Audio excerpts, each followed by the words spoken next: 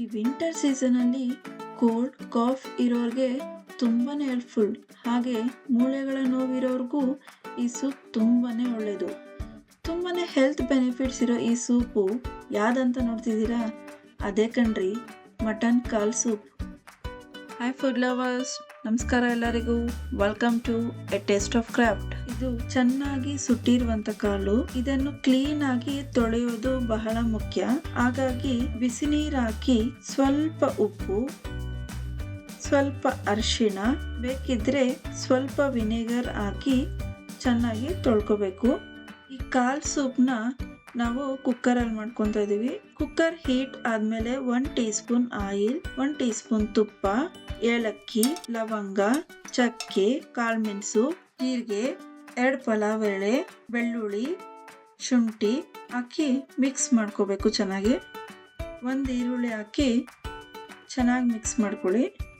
ಈಗ 2 ಹಸಿಮೆಣಸಿನ್ಕಾಯಿ ಹಾಕ್ಬಿಟ್ಟು ಚೆನ್ನಾಗಿ ಮಿಕ್ಸ್ ಮಾಡ್ಕೋಬೇಕು. ಈಗ ತೊಳೆದಿರುವಂಥ ಕಾಳನ್ನ ಇದಕ್ಕೆ ಸೇರಿಸ್ಕೊಳ್ಳಿ. ಈಗ ಚೆನ್ನಾಗಿ ಒಂದು ಮಿಕ್ಸ್ ಮಾಡ್ಕೊಳ್ಳಿ.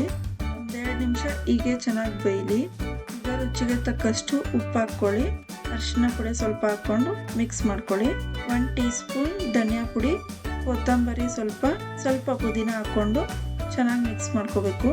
ಈಗ ಇದಕ್ಕೆ 1 ಲೀಟರ್ ಅಷ್ಟು ನೀರು ಸೇರಿಸ್ಕೊಂಡು ಚೆನ್ನಾಗಿ ಮಿಕ್ಸ್ ಮಾಡಿಕೊಂಡು 10-15 ವಿಷಲ್ ಬರೋವರೆಗೂ ಚೆನ್ನಾಗಿ ಬೇಯಿಸ್ಕೋಬೇಕು.